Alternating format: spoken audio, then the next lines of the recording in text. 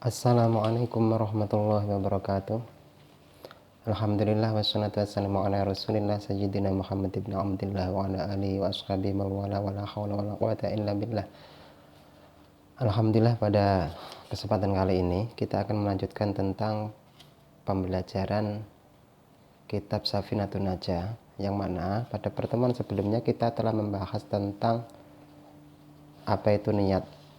Niat adalah qasdul fi'li muqtarin bi fi'li. Sedikit saya ulas kembali ya.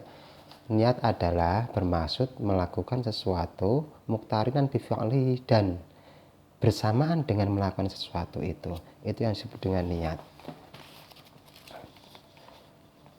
Wa mahallu al-qalbu, yang mana tempatnya niat itu adalah di dalam hati. Wa talaffudzu biha sunnatun. Niat itu di dalam hati, sedangkan mengucapkan niat sebelum kita melakukan ibadah. Jika misal kita wudhu ya, berarti sebelum kita wudhu, kita kan nawaitul wudhu'a, itu sunnah. Nah, yang wajib itu adalah ketika kita membasuh, bersamaan dengan membasuh muka, itu kita niat. Wa waktuha inda ghusli awal juz'in minal wajhi. Waktunya adalah ketika membasuh bagian pertama, ketika membasuh pertama kali bagian dari wajah kita. Pertama kali yang terkena dari wajah kita, terkena air tersebut, disitulah kita niat. Nawaitul wudhu'ah, itu. Karena tadi definisi niat sendiri adalah muqtarinan bi fi'lihi, berbarengan dengan melakukannya. Kemudian watartibu alla yuqaddima udwan ala udwin. Nah, di antara syarat atau fardunya wudhu itu kan harus tartib. Tartib apa sih? Tartib itu yang mendahulukan yang harus dahulu dan mengakhirkan yang harus akhir. Jadi mulai dari wajah, kemudian tangan, kemudian mengusap kepala, kemudian kaki secara berurutan. Itu yang disebut dengan tartib. Kemudian kita melanjutkan sekarang pada fase tentang air banyak dan air sedikit. Qala mu'allif rahimahullah ta'ala nafa'anallahu bi wa bi ulumi wa ta'ala min barakati wa asrari fid dharain amin. Al-ma'u qalilun wa katsir. Air itu ada dua macam, sedikit, wa katsirun, dan air yang banyak. Apa itu air yang sedikit? Al-qalilu madunal qullataini. Air yang sedikit adalah air yang kurang daripada dua kullah. Wal katsir qullatani fa aktsar. Sedangkan air yang banyak adalah air yang ada dua kullah atau lebih banyak. Dua kullah atau lebih.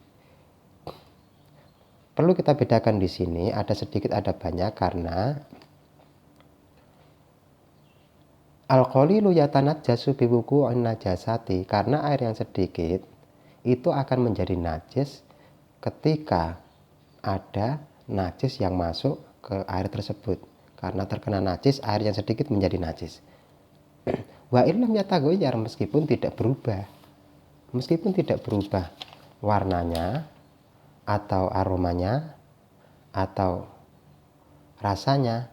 Kalau air itu sedikit, baik itu berubah atau tidak, tetap menjadi najis sehingga tidak bisa kita pakai untuk bersuci, untuk mensucikan pakaian, untuk mandi. Kemudian kalau misal air sedikit itu terkena percikan kita wudhu atau kita mandi wajib, maka itu menjadi mustakmal. Berbeda dengan yang air yang banyak, al-kathir wal ma'u al-kathir, sedangkan air yang banyak layatanajjasu, tidak akan menjadi najis.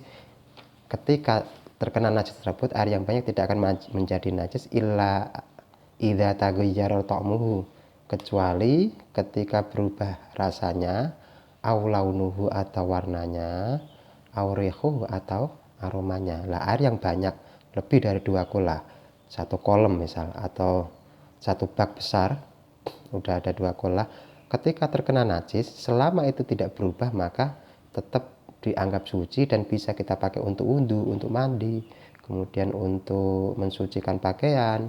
Dan ketika terkena percikan air wudhu kita, terkena percikan mandi wajib kita, maka tidak akan menjadi mustakmal. Itu perbedaan antara air yang banyak dan air yang sedikit. Kemudian perlu kita jelaskan, perlu kita ketahui di sini, seberapa sih yang disebut dengan dua kullah itu. Ada perbedaan dari beberapa ulama tentang batas-batas dua kullah minimal itu berapa. Kalau menurut Imam An-Nawawi dan Imam Ar-Rafi'i itu sekitar 192,599. Jadi ketika ada wadah, ada tempat persegi 4 yang mana panjang kali lebar kali tingginya itu memiliki ukuran 57,75 cm kubik, berarti ya, kali 3, panjang kali lebar kali tinggi, yang akan menghasilkan 193,599 itu, atau airnya ya 192,6 liter. Itu 192,6 liter itu adalah air yang ada 2 kolah. Menurut pendapat kedua, dan ini mayoritas ulama, adalah air yang 2 kolah itu adalah air yang berada pada suatu wadah penampungan yang mana panjang kali lebar kali tingginya itu 60 cm, 60 kubik, 60 persegi, yang akan menghasilkan ukuran 216, atau kalau diliterkan itu menjadi 216 liter. Itu 2 kolah. Sedangkan menurut pendapat yang diukur oleh Syekh Wahbah Az-Zuhaili, yang mana beliau itu tidak berdasarkan pada ukuran tangan dhira, namun berdasarkan pada dirham, air 2 kolah itu ada atau minimal 270 liter. Kalau kurang dari itu berarti belum 2 kolah, masih dianggap air sedikit.